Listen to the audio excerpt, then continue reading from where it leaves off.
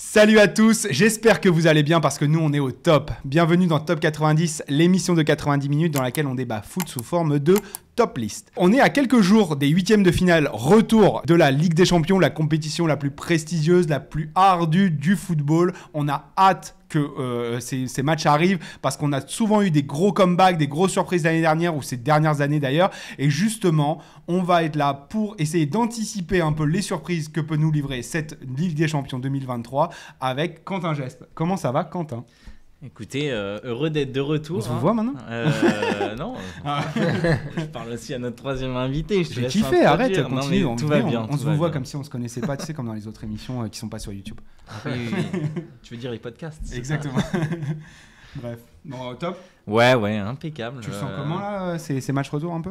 Écoute, je crois qu'on peut avoir quelques surprises. Oh. Je pense notamment peut-être un club en rouge et bleu, on ne sait pas trop. À voir. Je connais pas, jamais entendu parler. Tu vas nous jinxer là, ça va être compliqué. Et David Diamant est là. Ouais, salut. T'es pas introduit en Alexandrin cette semaine. Hein. Non, salut Alex. J'ai vu ta tête sur le podcast là en voyant l'émission. Je me suis dit, waouh, il m'a pris pour un ouf. Non, justement pas. J'admire, je respecte et ça me fait rire. Donc c'est le but de toute façon, non ? Ok. Ça te fait rire, toi. Quoi ? Ouais, ça te fait rire. Il a sorti sa plus belle prose et toi ça te fait rire. Ça me fait rire, ouais, ça me fait alors tu sais quoi, ça me fait sourire, tu vois, genre, c'est ça que je veux dire. Non, bien sûr, avec plaisir, content d'être là, et impatient pour ces huitièmes de finale retour. Ouais. Et j'aimerais qu'on fasse un point parce qu'on a souvent des remarques, que ce soit sur Insta quand on publie les clips ou sur les commentaires YouTube, un petit peu comment va ton coiffeur ? Voilà, la réponse est là. Est-ce que tu as des plans là pour les prochaines semaines ou comment ça se passe ? Est-ce que c'est un stage ? Ça sert à rien de commenter, ça n'a aucune influence sur mes décisions. Oh là là. Et pourtant on a essayé. On va lui en trouver, hein. On va lui offrir un bon pour un coiffeur. C'est ça. Ouais. Bon, bref, passons les points coiffeurs justement et on va passer un petit peu au point football.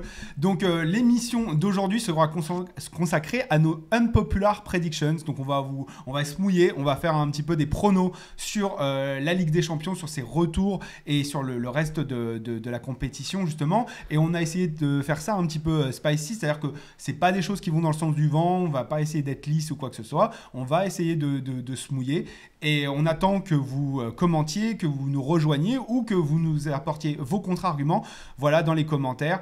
Et évidemment, si l'émission vous plaît, s'il vous plaît, lâchez un pouce bleu, des 5 étoiles, partagez, commentez. Vous connaissez la rengaine. Ça nous aide énormément, vous ne pouvez pas imaginer, parce que dès que vous commentez ou que vous likez, ça recommande l'émission à des gens qui regardent le même format que vous.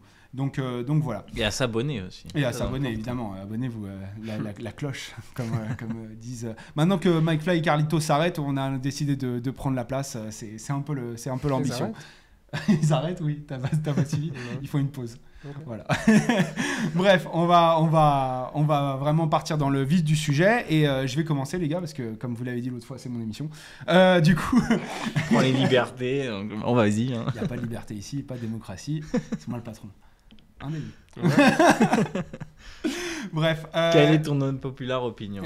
Mon unpopular opinion, c'est que contrairement à ce qu'on pense, c'est la meilleure année du PSG pour gagner la Ligue des Champions. Donc déjà, le PSG va s'imposer à Munich, va battre le Bayern. On va rester la bête noire du Bayern. Mais en plus, malgré, et je ne suis pas du tout en train de nier que le jeu du PSG cette année est loin d'être abouti, qu'on n'a pas forcément le meilleur 11. J'ai d'ailleurs défendu cette opinion il y a 2 semaines. En fait, il y a un boulevard pour le PSG. Boulevard, carrément. Un boulevard pour le PSG. Alors, déjà pour soutenir le fait que c'est unpopular, parce qu'il y a plein de gens qui vont me dire « Mais non, mais moi aussi j'y crois, etc. » Juste les cotes un peu du PSG, là, à 2 jours du match. C'est donc 3,65 la victoire du PSG, 1,62 la victoire du Bayern. Et si on regarde un petit peu sur les sites d'analytics, de big data, de stats, etc., comme 50-38... je l'ai ruiné. 50-38. T'inquiète, je l'ai mal noté là, mais en fait, c'est ça le vrai nom du site. Ah ouais. En fait, les chances de victoire sont à 60% pour le Bayern, 20% pour le PSG et 20% de match nul. Donc, on est quand même sur un clair avantage du Bayern. Ouais. Maintenant, moi, je pense que justifié, ça peut s'entendre. Mais c'est un site qui répertorie un petit peu les datas, etc. Qui se base sur toutes les gros stats, c'est-à-dire les XG, les XG contre, les XG assist, les X assist, etc. Et puis même les PPDA. En fait, toutes les grosses stats un peu avancées, qui les répertorie, qui les cumule et qui en fait derrière une prédiction sur un match donné ou sur même toute la compétition. Donc par exemple, le favori à la victoire sur le site, c'est le Bayern Munich. Tandis que le PSG n'a que avec 60%, il me semble d'ailleurs. Non, peut-être pas 60%, mais peut-être 50%. Et le PSG n'est qu'à 2% de chance de victoire aujourd'hui, mais parce qu'il tombe aussi sur le favori de la compétition par rapport à ce tour-là. Donc, faut faire gaffe. Favori désigné par la machine qui par la machine, par l'IA, par ChatGPT, par ce que vous voulez.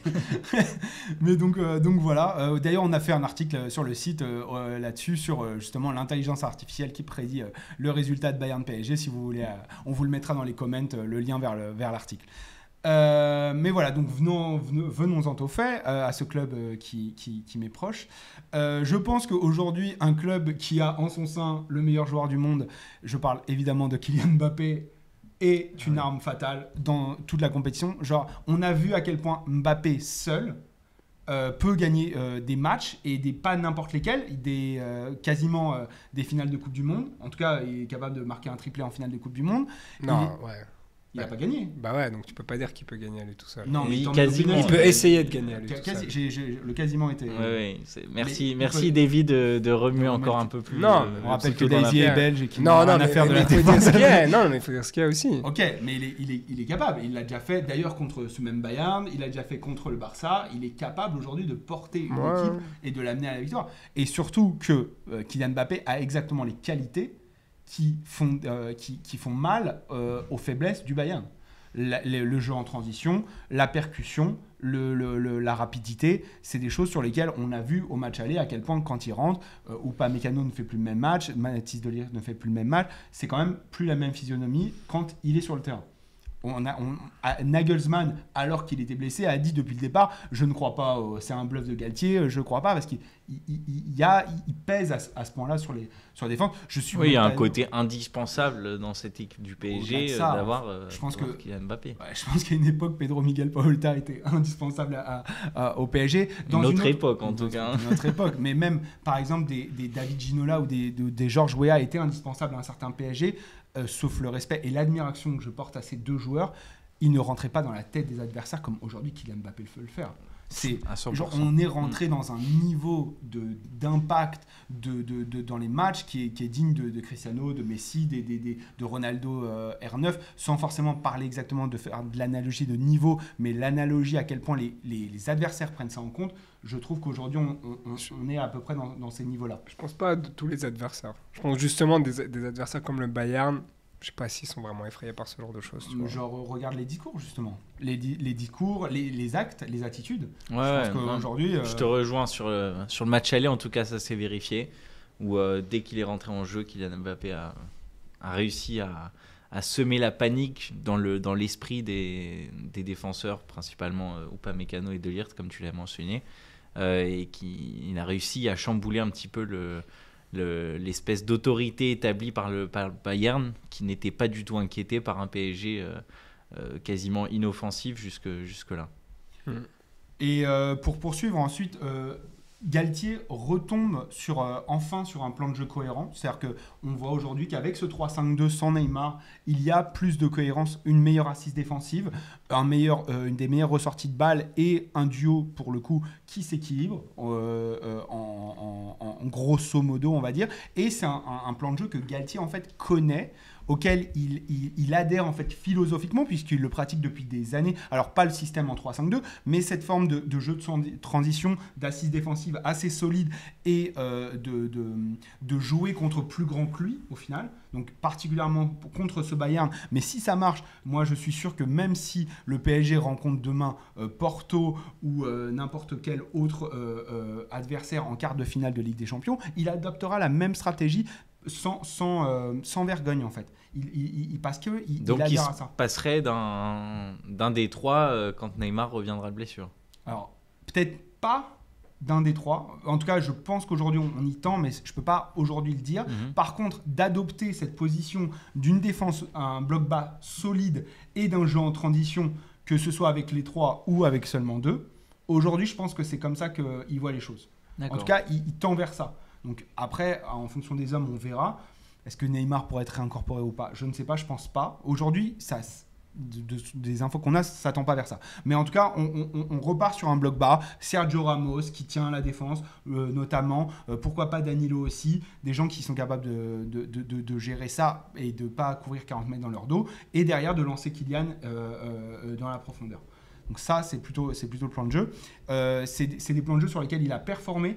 Alors pas en Ligue des Champions parce qu'il n'a pas de jeu de match en Ligue des Champions quasiment, mais en Ligue 1 contre des grands entraîneurs aussi. C'est quelqu'un qui a réussi à battre Carlo Ancelotti, Unai Emery, Thomas Tuchel, donc des Mauricio Pochettino également. Il a gagné on a dit grands titre, entraîneurs en tout cas. Cite-moi un entraîneur qui n'est pas un grand entraîneur dans cette liste. Le dernier cité, je peux te dire que Mauricio Pochettino n'est pas un grand entraîneur ? C'est unpopular opinion. Ce Oh sera là pour là une autre. là. Bon, on va pas rentrer. Émission, Ce sera pour une autre émission, mais. Non, mais je voulais te demander un petit peu Vas-y, parce vas-y. que il y a un autre système aussi qui connaît bien, qui maîtrise parfaitement. C'est le 4-4-2.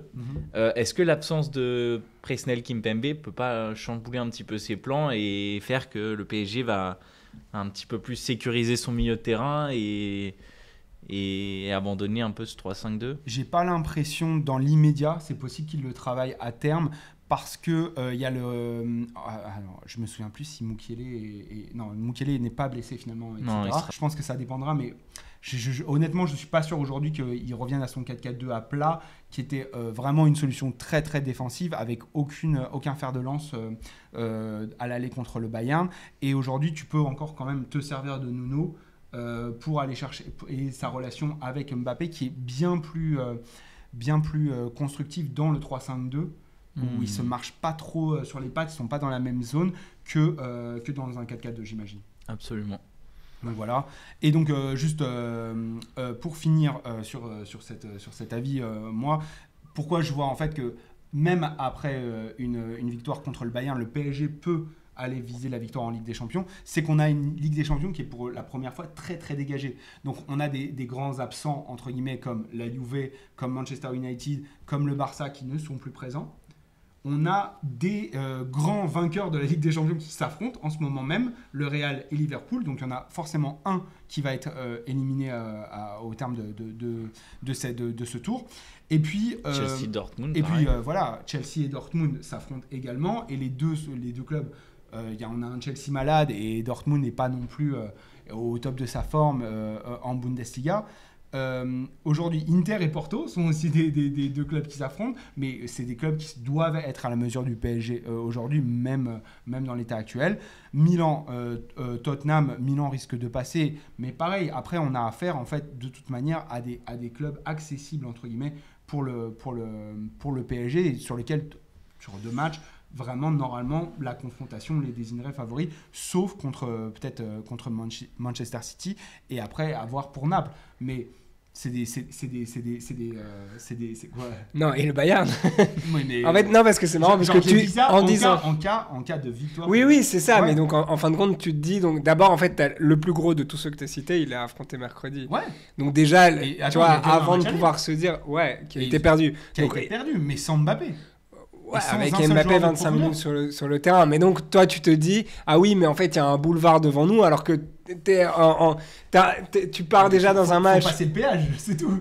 Ouais, mais c'est, voilà, si t'as pas de monnaie, tu passes pas le péage. Mais tu vois, je suis d'accord avec toi.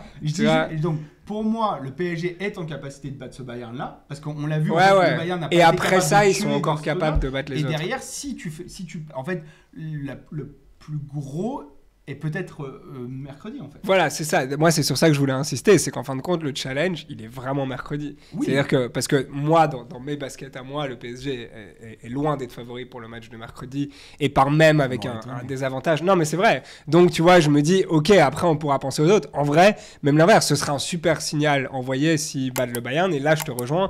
C'est qu'alors, après, en fin de compte, les autres adversaires sont peut-être moins durs à battre que le Bayern au final. Je vous rejoins pas du tout là-dessus. Je pense que le Bayern est un adversaire accessible. Je pense que le Bayern est un adversaire accessible pour le PSG aujourd'hui.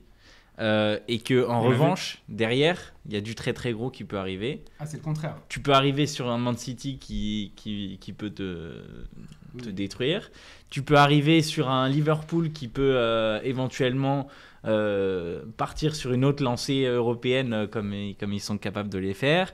Tu peux passer contre un Real Madrid dont tu as vu que tu joues pas dans la même catégorie. Le FC Barcelone, il y a pas si oui, mais le Real Madrid de la Ligue des Champions, c'est pas forcément le même que celui que tu peux affronter en Liga ou en Coupe du Roi. Ensemble, on peut le faire. Ouais, voilà, c'est ça. On s'en souvient un petit peu du slogan. Non, mais en fait, déjà, tu as cité Real Madrid et Liverpool. Il y en a une des deux qui va pas passer. Oui, mais ça veut dire que tu as quand même un gros adversaire qui reste. J'ai dit boulevard, mais c'est une façon de parler. D'accord. Genre par rapport à d'habitude où tu as les grands favoris qui s'affrontent en quart et encore d'autant plus en demi. En fait, déjà là, malgré toutes les magouilles de l'UEFA pour essayer de faire en sorte que les meilleurs restent pour les tours d'après, justement là, alors que le tirage intégral n'a pas encore commencé, il y a déjà des gros qui vont s'éliminer. Que ce soit le PSG et le Bayern ou le Real et le Liverpool. Et ensuite, derrière, en quart de finale, tu as un tirage intégral. Donc, tu peux avoir un Liverpool-Man City, tu peux avoir des gros qui s'affrontent, et le PSG peut tomber largement sur un adversaire à sa portée. Moi, je vais te dire, l'année où c'était le plus accessible pour le PSG, c'est le Final Four. Où ils font Dortmund, la Sampdoria, Leipzig. Non, l'Atalanta, pardon. Oui. Pourquoi pas, pas 3 tout à fait. Bon, ça, on ne sait jamais. Avec le City Group. Hein. Vas-y. Leipzig et le Bayern. Au fond, tu as affronté combien de très très gros d'Europe? Non, mais peu importe. En fait, déjà, ok, mais ça s'est passé. Mais là, pour moi, le plateau des huitièmes de finale, de tous les adversaires potentiels à partir des huitièmes de finale, il est beaucoup plus relevé que celui de la saison 2020 du coup, où le PSG affronte des clubs qui auraient pu être... Comme ça n'a pas été mentionné, Chelsea a gagné la Ligue des Champions une année où ils avaient une moins bonne équipe et un plateau encore différent. Ils ont déjà échoué sur des plateaux plus relevés et ils l'ont gagné dans un plateau moins relevé, donc ça dépend. Si je peux répondre par rapport à tout ça, je pense que déjà là, contre mercredi, ça va être une vraie difficulté pour le PSG de battre le Bayern. Je pense que le PSG a quand même vachement souffert contre le Bayern. Je sais qu'on en a parlé beaucoup, que défensivement, le PSG était solide face au Bayern, mais néanmoins, ils ont été beaucoup sollicités.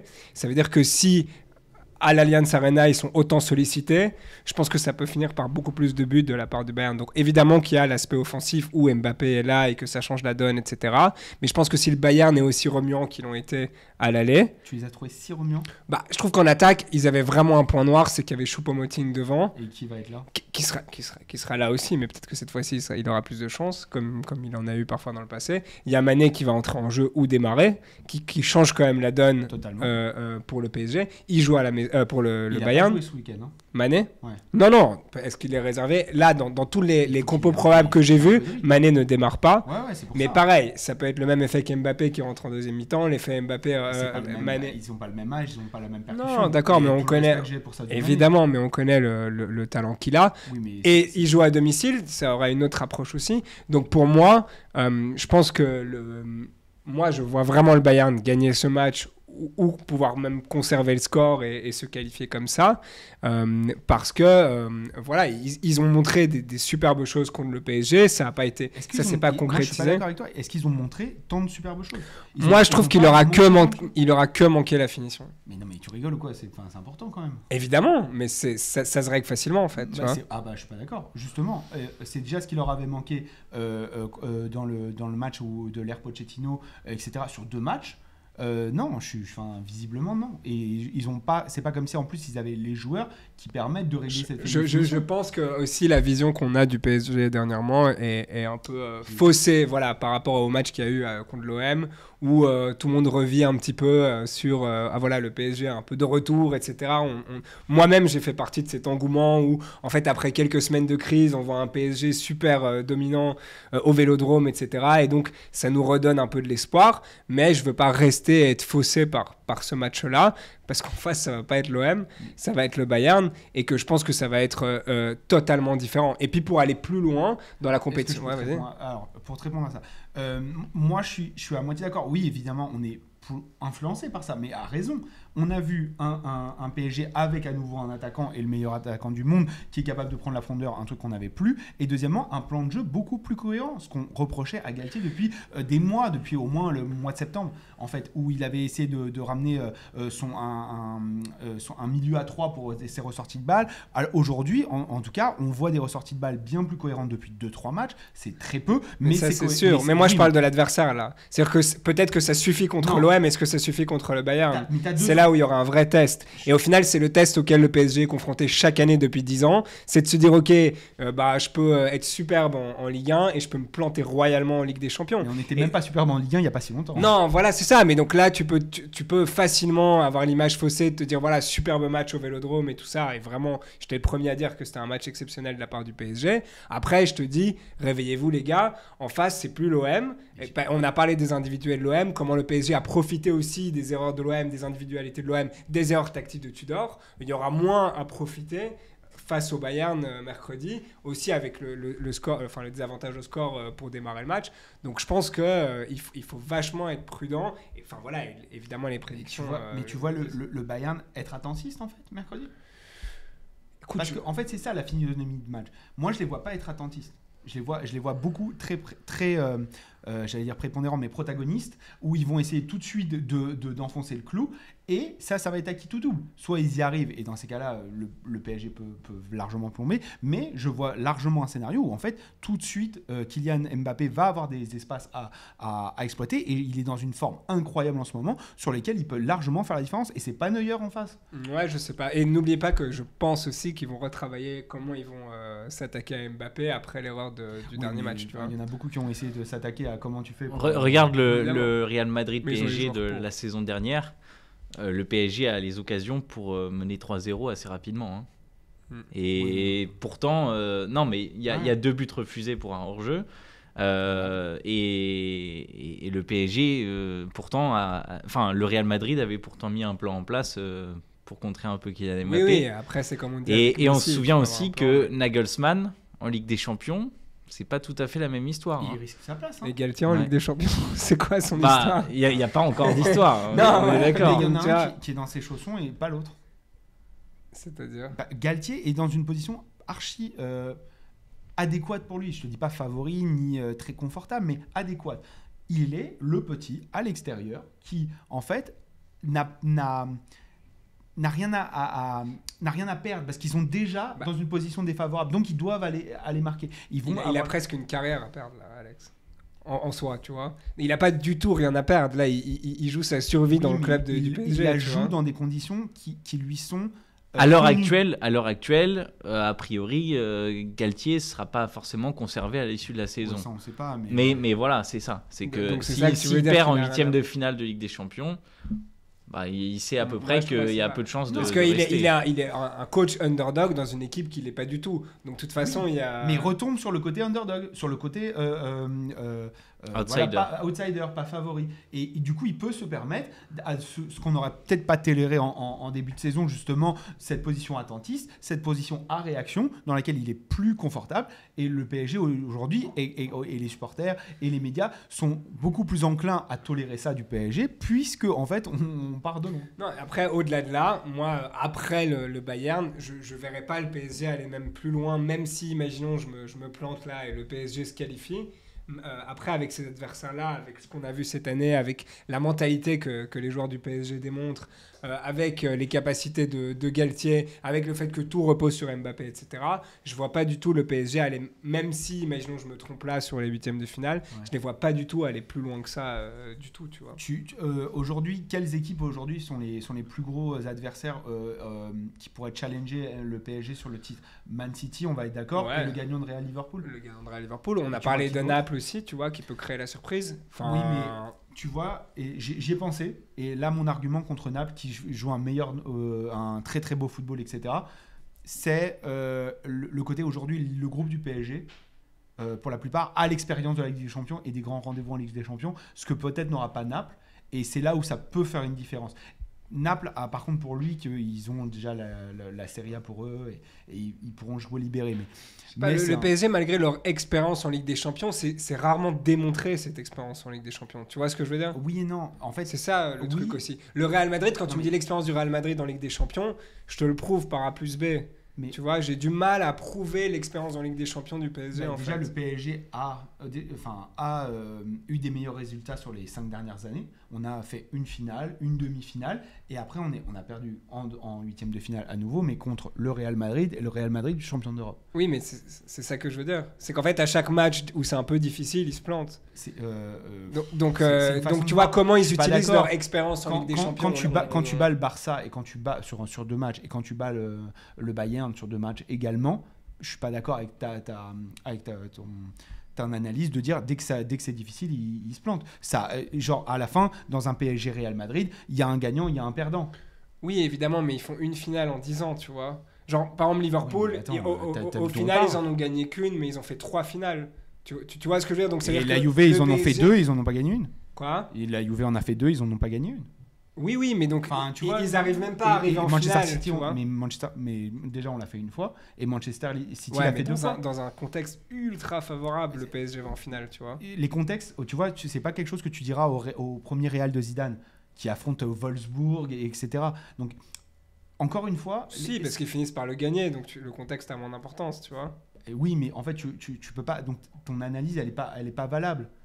Pourquoi? Parce que le contexte est favorable au Real et tu vas pas leur dire ouais mais ils le gagnent dans un contexte super favorable. Non, parce qu'ils ont su prendre le contexte favorable. Tu dois prendre le contexte tel qu'il est. Mais c'est normal que tu vas réprimander une équipe qui a pas réussi à prendre le contexte favorable à son avantage. Oui, mais tu dis au PSG que dès que le contexte est défavorable, ils gagnent pas. Alors que tu pourrais dire ouais l'année où ils font demi-finale et ils perdent contre Manchester City sur une double confrontation où ça passe pas loin non plus. Ouais. Genre tu dis pas ouais mais tu n'atténues pas la contre-performance. Tu dis encore ouais ils ont échoué quand c'était défavorable alors que t'élimines le Barça, t'élimines le Bayern dans des matchs qui sont très aboutis, qu'on le veuille ou pas, c'est anomalie statistique ou pas. Donc non, encore une fois, pour revenir à Naples, etc. Naples, je les vois très très forts, et je dis pas que si le PSG les affronte, ils peuvent pas perdre contre eux. Il y a des milliers de scénarios où ça arrive. Je dis juste que peut-être qu'en quart, peut-être qu'en demi, quand les pieds vont trembler, ceux du PSG seront peut-être un peu plus assurés que ceux de Naples, et notamment celui de Kylian Mbappé. Alors que Kvara, il a peut-être moins l'expérience et il a peut-être moins la mentalité, la force mentale. Je sais pas, je connais pas assez le joueur, mais il y a des notions comme ça qui peuvent arriver. Ouais. Bon. Comme d'hab, je lâche pas grand chose sur les arguments, mais il y a un fort scénario où le PSG est éliminé mercredi soir et vous allez tous m'insulter à raison. Donc c'est pas grave. Pour m'insulter, alors c'est @AlexiAmselem sur Twitter, n'hésitez pas, je reçois toutes les insultes avec grand plaisir. Du coup, on va passer à ton unpopular prediction, Quentin. Je pense qu'on a fini un peu sur le PSG, on va pouvoir passer justement sur l'autre choc des huitièmes de Ligue des Champions. On a eu un très très beau match à l'aller, un beau 5-2. C'est Real Liverpool. Ouais, moi je vois Liverpool l'emporter au Bernabeu. À voir s'ils arrivent à se qualifier, mais en tout cas je vois Liverpool s'imposer. Je pensais que t'allais jusqu'au bout, genre non, mais... il s'impose et il passe. Bah, je peux tenir ce discours-là, en tout cas. Parce si que tu le penses, non, je pense qu'ils sont capables de le faire. C'est que gagner 4-0. Non, pas forcément 4-0, ça peut être 4-1 prolongation ou un truc comme ça. C'est possible en tout cas. Il il y a une possibilité. Qu'est-ce qui te fait dire cas, ça alors en fait, qui te donne tant d'espoir en Liverpool, à part le fait qu'ils aient gagné 7-0 hier contre Manchester United?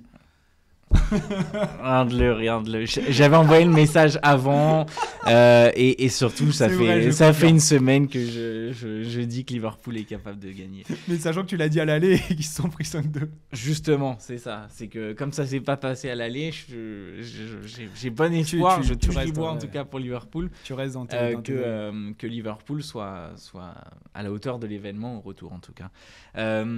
Déjà, Liverpool c'est un club qui est historiquement capable de réaliser des remontées impossibles. Je pense que le meilleur exemple, on l'a tous en tête, c'est le miracle d'Istanbul surtout. 2005, Liverpool qui perd 3-0 à la mi-temps et qui revient à 4-3 pour l'emporter en Ligue des Champions. 3-3 et la séance de tir au but. Mais voilà, c'est en tout cas quelque chose qui me fait penser que Liverpool a cet esprit de peu importe l'adversité, peu importe le score de l'aller ou quoi que ce soit, ils sont capables de le faire. L'autre exemple que j'allais citer, tu viens de le mentionner, c'est Divock Origi contre le Barça et Liverpool qui parvient à s'imposer dans un match complètement fou.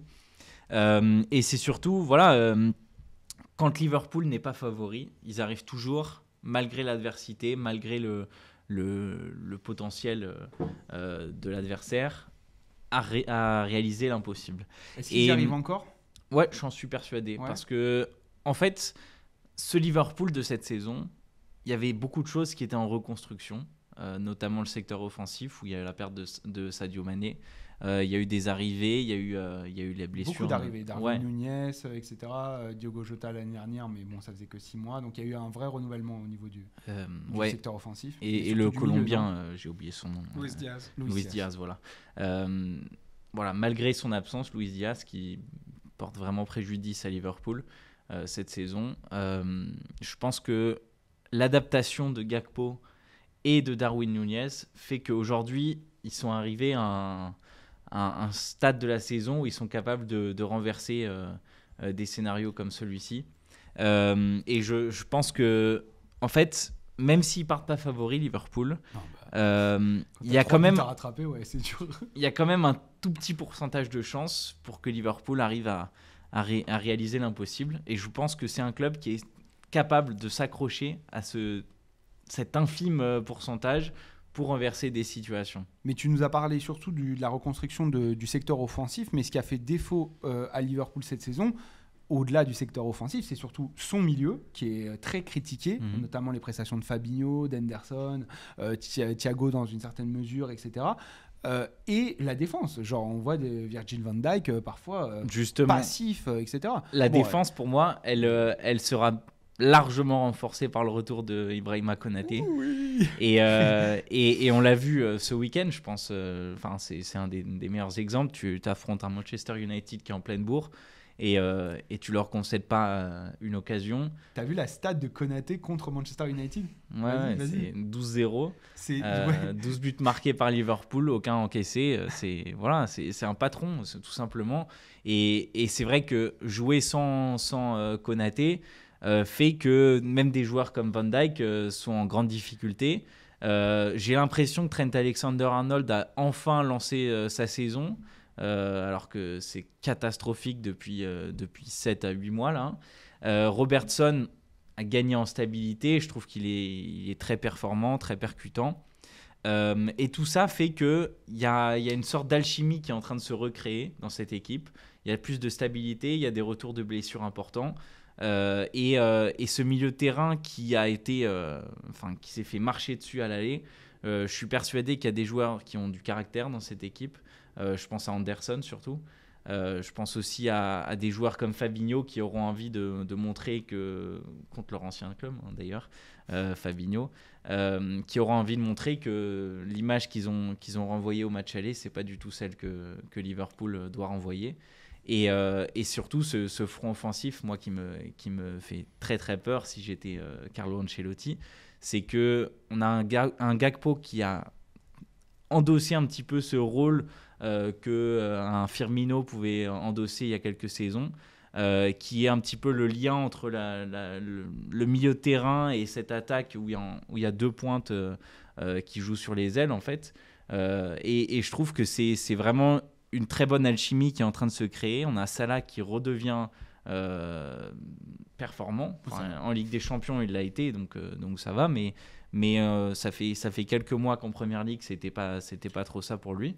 Là, j'ai l'impression qu'il est percutant et on a un Darwin Núñez qui parvient à être décisif. Donc, c'est ce qui lui manquait. Mais Quentin, tu te focuses beaucoup sur Liverpool là. Qu'est-ce qui te fait dire que le Real va flancher ? Parce qu'il faut quand même qu'ils en encaissent 3. Hein, Justement, je regarde les 3 derniers matchs du Real et je me dis que cette équipe, elle a quand même quelques carences, et notamment sur le front offensif. Vas-y, lesquels ? Ça fait 3 matchs, ils ont marqué un seul but sur les 3 matchs.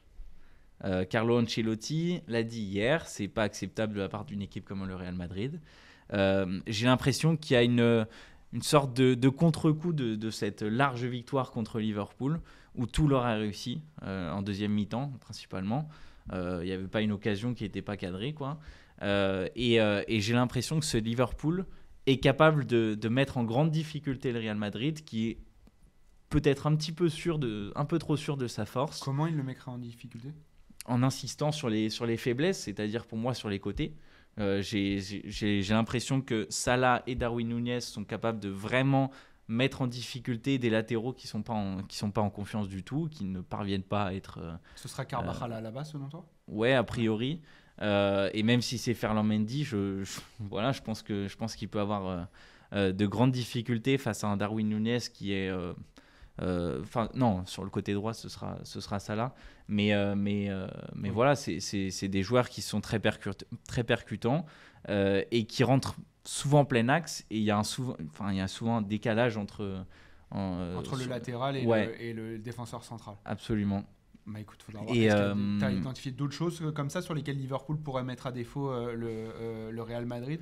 C'est le milieu de terrain. Pauvreté offensive, un petit peu de laxisme en défense et le milieu de terrain. Ouais, en fait, c'est pas la force du Real Madrid ? Complètement. Ouais. C'est complètement la force du Real Madrid.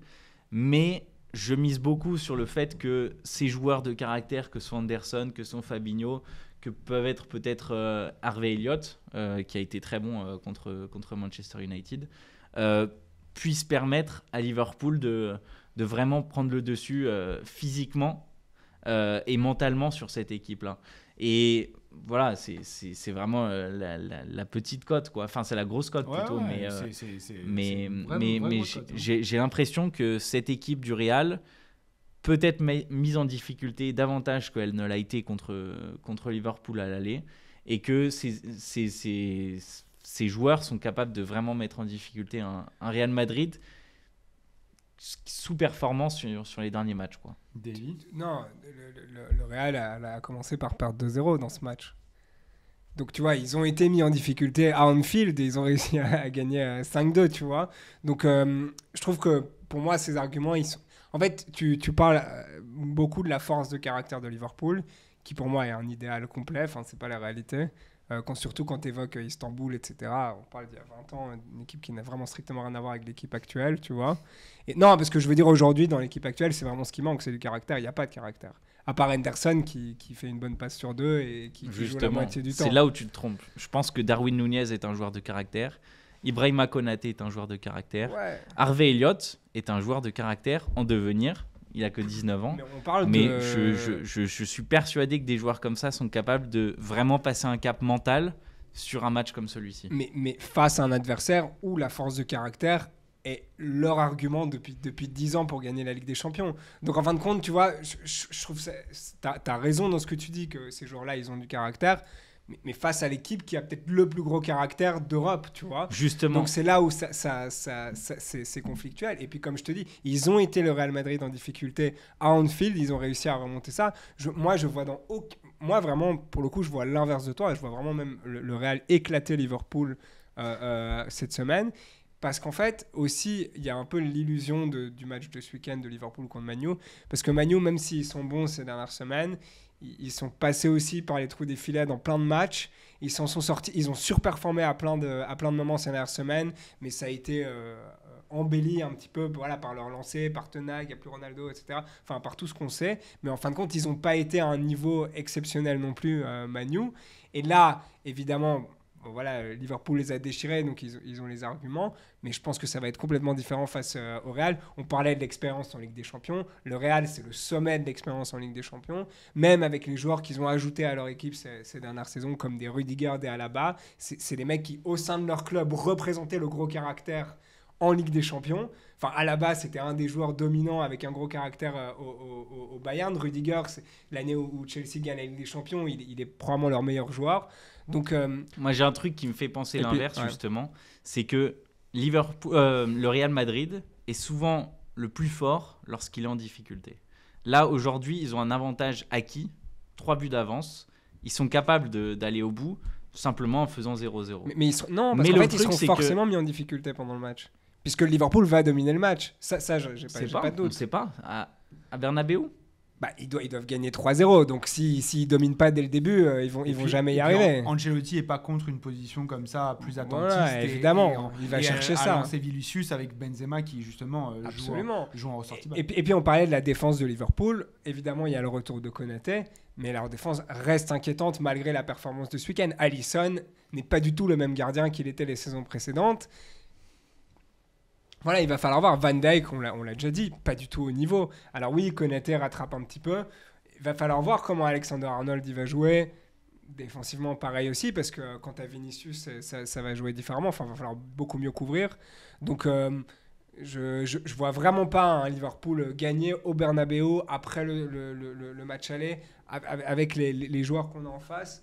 J'ai du mal à voir Liverpool aller plus loin. Et pour moi, ce sera vraiment...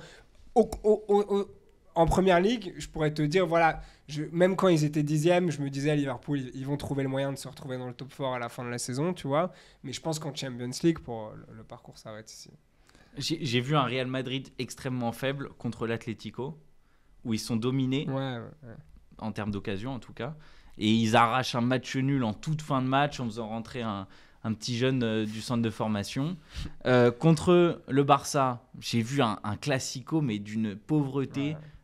Techniquement, c'était nul. Tactiquement, c'était pas très intéressant non plus. J'ai pas vu un Benzema très percutant. J'ai pas vu un Vinicius, surtout, afficher son meilleur visage. Contre le Betis, c'était la même chose. Il s'est rien passé.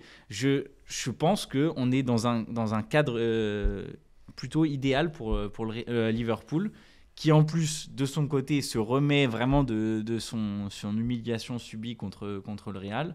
On a vu un match contre Crystal Palace qui était extrêmement nul. J'étais au stade, je peux vous le dire que c'était très nul. Mais depuis, on a un retour de Konaté qui a changé les choses. J'ai le sentiment que Gakpo a enfin trouvé sa place dans ce trio offensif et qui parvient un petit peu à se mettre en évidence. Et surtout Darwin Núñez qui a un petit peu réglé la mire.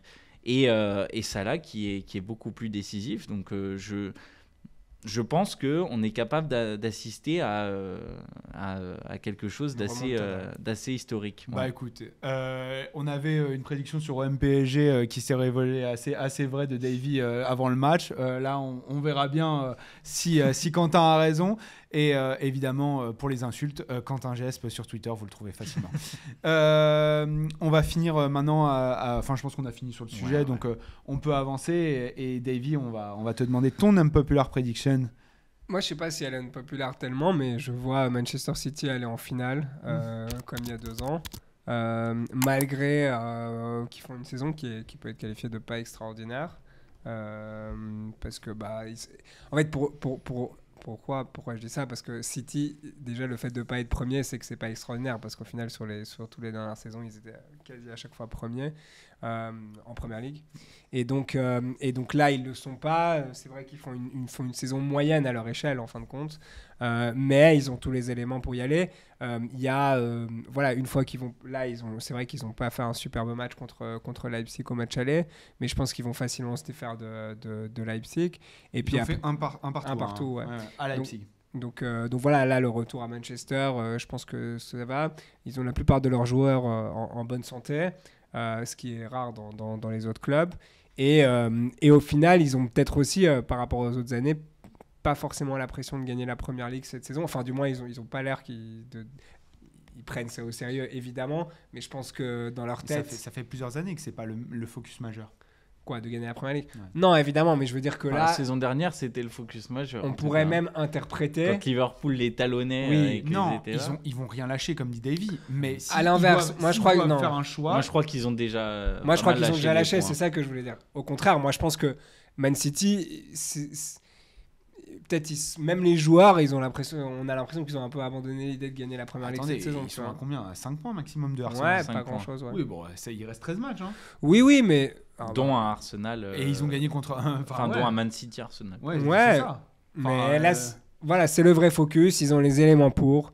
on va voir après qu'est-ce qu'il y aura comme tirage, mais c'est clairement un favori pour aller en finale et pour potentiellement gagner la Ligue des Champions. Donc je les vois... voilà, je vois pas ce qui peut les arrêter en fait. Je vois pas ce qui peut les arrêter. Tu vois leur propre forme en fait. En ce moment, ils sont pas bons. Et en fait, ils ont des super individualités, mais elles ne performent pas au niveau qu'on attend d'elles. Genre, tu vois les critiques sur Haaland ces dernières semaines, genre, comme quoi il est sous-utilisé, comme quoi il sous-performe. Il y a ce genre de... Sous-performe avec 27 buts. Ouais, c'est ça le problème. Ok, mais le problème, c'est que ça, si tu le vois sur toute la saison. Non, mais oui, bien sûr. Si on prend les 10 dernières semaines, est-ce qu'on est satisfait du rendement d'Erling Haaland ? Est-ce que lui, vous pensez que Erling Haaland est satisfait de son rendement ? Non, absolument pas. Mais voilà, de nouveau, c'est pour ça que je juge toujours aussi différemment le championnat de la Ligue des Champions. Parce qu'il reste quoi ? Il reste 6 matchs pour gagner la Ligue des Champions. Donc tu vois ce que je veux dire ? En fin de compte, Haaland, il suffit qu'il fasse une tête, il suffit qu'il y ait un corner, il suffit qu'il y ait une situation favorable. Si, au contraire en Première Ligue, où justement tu dois avoir une logique tactique, etc., pour performer sur la durée, en Ligue des Champions, ça peut se jouer à peu. Et en fin de compte, Haaland, dans des situations où il va être amené à être dans des situations de but, en Ligue des Champions où il va pouvoir la mettre. Et donc, comme on dit, voilà, en fait, 27 buts en Première Ligue, c'est pas une vraie stat parce qu'en fin de compte, sur la continuité... Personne n'a dit que c'était pas une vraie stat. C'est une vraie stat, mais sur les 10 dernières semaines et sur la dynamique récente, ce n'est pas autant... Erling Haaland et Man City ne performent pas et justement, on pourrait appuyer avec des stats. J'ai pas les stats en tête, etc. Mais Erling Haaland, c'est quoi ? C'est un but sur combien de matchs ? Je me souviens plus, je l'ai pas en tête, mais peu importe. Mais c'est ça que je veux dire, c'est qu'en fait, en Ligue des Champions, la notion de dynamique est moins importante qu'en championnat. Tu vois, ça veut dire que là, oui, ils ont une mauvaise dynamique, ça peut leur coûter cher sur la saison. Tandis qu'en fait, il n'y a pas vraiment de mauvaise dynamique en Ligue des Champions. On l'a déjà dit 1000 fois. Le Real, ils ont pu performer 1000 fois super bien en Ligue des Champions quand ils étaient nuls en La Liga. Il y a plein d'exemples comme ça. Voilà. Et donc, pour moi, c'est pas forcément démonstrateur de ce que Haaland est capable de faire là sur les quelques matchs qui restent en Ligue des Champions. Non, mais moi, c'est pas le front offensif qui m'effraie. Oui, c'est la défense. Ça, je suis d'accord avec toi. C'est une défense qui est vraiment... il n'y a aucune stabilité dans cette défense. Guardiola, je ne sais pas à quoi il joue dernièrement, mais il installe une défense qui change 2 semaines après. On passe d'Akanji Laporte à Akanji qui passe sur la gauche ou à droite et puis voilà, Ruben Dias qui revient dans le 11. Un coup Laporte est sur le banc. Il n'y a aucune stabilité. Je ne comprends pas ce qu'il fait avec Rico Lewis, le petit jeune latéral gauche qui a pris la place de Cancelo. Qui est lâché au Bayern. Et Rico Lewis ne joue pas beaucoup ces derniers temps. Je comprends pas la stratégie de Guardiola, si ce n'est évidemment de reposer un peu les forces vives, chose qu'il ne fait pas avec son front offensif, où Grealish enchaîne les matchs, Haaland aussi. Foden est en perte de confiance totale. Même s'il a marqué ce week-end. Mais genre sur les dernières semaines, je parle. Oui. Mais oui. Il y a quelque chose qui manque dans cette équipe. Est-ce que c'est pas la meilleure équipe sur le papier là de loin. En première partie de saison, tout le monde disait c'était la pièce manquante, etc. Mais tu parlais de dynamique qu'il faut décorréler du championnat en Ligue des Champions. Maintenant, je te le dis aussi, quand est-ce que tu as vu Manchester City décorréler ses dynamiques en Ligue des Champions de celles de Première Ligue ? En général, ils sont excellents en Première Ligue et c'est en Ligue des Champions où ils ont une mini baisse de régime ou alors ils n'arrivent pas à passer un palier. Est-ce que ce serait pas l'inverse cette année ? Mais basé sur quoi ? En fait, c'est même pas comme si ils nous avaient montré en fait qu'ils en étaient capables. Mais non plus. Non, voilà, c'est ça. Et on les a jamais vus faire ça. Rien que sur le match aller, je pense qu'on ne peut pas enterrer Leipzig. Hein. Ils font un non-match total Leipzig sur la première mi-temps. Pourtant, ils reviennent à un partout et ils ont une occasion, ils la mettent. Et Nkunku était remplaçant au coup d'envoi, quasiment blessé, enfin plutôt blessé même. Au match retour, on sait ce qu'il a donné la saison dernière contre Manchester City, où il avait marqué un triplé à l'Etihad. Je suis pas persuadé que City soit largement favori, comme on pouvait le prédire sur le papier, en tout cas pour ce match retour. Sur le papier, on est tous d'accord, et tu as raison, au départ, on va tous dire que Manchester City est un candidat à la victoire, et ça le restera vraiment jusqu'au bout. Maintenant, c'est juste que la Ligue des Champions est la compétition de la gestion des temps faibles et la gestion des temps forts, des deux surfaces. Manchester City a une gestion des temps faibles qui est très problématique et depuis des années. Et donc c'est là-dessus où la question est vraiment portée, sur laquelle j'ai envie de porter la question. Et je te trouve très sûr de toi quant à la réponse justement de cette question, notamment pour les problèmes soulevés, que ce soit le rendement d'Haaland sur les derniers matchs, encore une fois, et le rendement de la défense récemment. Et il y a un autre rendement aussi qui est inquiétant, c'est celui de Kevin De Bruyne. Ça fait un mois aux deux autres. Ouais, ça fait un mois qu'il n'est pas décisif. Ça fait un mois qu'il a quelques difficultés dans le jeu, qu'il n'arrive pas à trouver forcément ses partenaires. Et on s'en remet aux exploits de Bernardo Silva qui sort du banc et qui arrive à être plutôt performant. Malgré, là aussi, un manque de confiance, je pense, pour Bernardo Silva. Mais j'ai l'impression que cette saison, ce maître à jouer qui est Kevin De Bruyne et qui fait vraiment le lien entre l'attaque et le milieu de terrain, j'ai l'impression qu'il n'est pas aussi performant, et on l'a vu pendant la Coupe du Monde aussi. Il est moins performant ces derniers temps, et c'est assez inquiétant pour moi. Pour moi, il n'est pas moins performant parce qu'en fait, il est juste en moins bonne forme. Donc ça veut dire et sa forme forcément impacte ses performances, mais ce que je veux dire, c'est pour aussi casser le lien que tu as fait avec ses performances avec la Belgique, où il n'a pas envie de jouer avec la Belgique à la Coupe du Monde. Mais c'est tolérable ça? Absolument pas. Je l'ai dit ici plusieurs fois et assez de fois que je ne dois pas revenir dessus. C'est intolérable totalement. Et parfois, c'est ce qui lui fait défaut à City aussi avec son attitude. D'ailleurs, il ne s'entend pas super bien avec Guardiola cette saison. Ça ne se passe pas aussi bien que ça se passait avant, et c'est des problèmes d'attitude. Mais non, c'est beaucoup plus des problèmes d'attitude que de niveau de jeu. Et là... Mais par contre, on sait très bien que De Bruyne, il lui suffit d'un match. Non, et il lui suffit d'un match. C'est-à-dire que il peut se réveiller mercredi, faire un match extraordinaire et continuer comme ça. Il a l'objectif en tête aussi. Il veut gagner la Ligue des Champions avec City. Il a envie de continuer. Je pense pas qu'il va s'éterniser à City. Ça, c'est un autre débat. Je pense que ça sera peut-être même sa dernière saison à City, honnêtement. Wow. Ouais, parce qu'avec Guardiola, on voit que ça se passe pas très bien. Une fois il a le brassard, une fois il a plus le brassard de capitaine. Il y a déjà eu des histoires comme ça entre lui. Il a fait un peu le tour. Et puis c'est un joueur qui a ses opinions claires. Non, mais justement, je suis d'accord avec toi, mais justement, on a un joueur qui est censé être ton maître à jouer et qui n'arrive pas à relever la tête dans les moments où lui n'est pas. Mais il a jamais su en fait. Oui, mais c'est un problème. Non, mais ça veut dire pour aller en Ligue des Champions, c'est toujours porté par des leaders qui sont assez vraiment justement capables de combattre. Mais c'est pas ce genre de leader, il l'a jamais été. Je sais, okay. mais moi tu pointes un peu sur Kevin De Bruyne, donc il ne l'est pas, personne ne l'est à City. Ouais, pour moi c'est la raison pour laquelle ils ont fait qu'une finale de Ligue des Champions, enfin je pense pour tout le monde. Deux finales de Ligue des Champions, waouh. Donc oui, c'est vrai. Et donc c'est pour ça qu'ils font que 2 finales de Ligue des Champions entre guillemets, c'est parce qu'il y a un manque de caractère énorme dans cette équipe de base, tu vois. Mais je reste sur le principe que justement cette association Haaland et De Bruyne peut se révéler fructueuse là dans les prochaines semaines et commencer à marquer beaucoup de goals, parce qu'au final, ce qui manque, ce que vous citez là, à City, ce qui manque, c'est des petites choses qui peuvent être réglées sur un match en fait. Les matchs, ça se joue, ça non, mais ça veut dire que donc...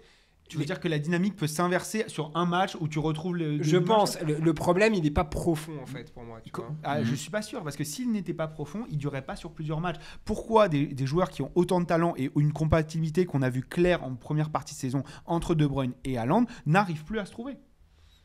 J'ai pas la réponse. Moi non plus, mais la question, elle est mais ils peuvent la retrouver, tu vois. Ça oui, mais on peut, en fait, regarde, t'as dit quelque chose qui était assez vrai la semaine dernière ou il y a 2 semaines sur Neymar. Le PSG joue mieux sans Neymar qu'avec Neymar. Mais tout ce que t'as dit sur De Bruyne, je peux te l'inverser, je peux te reprendre Neymar.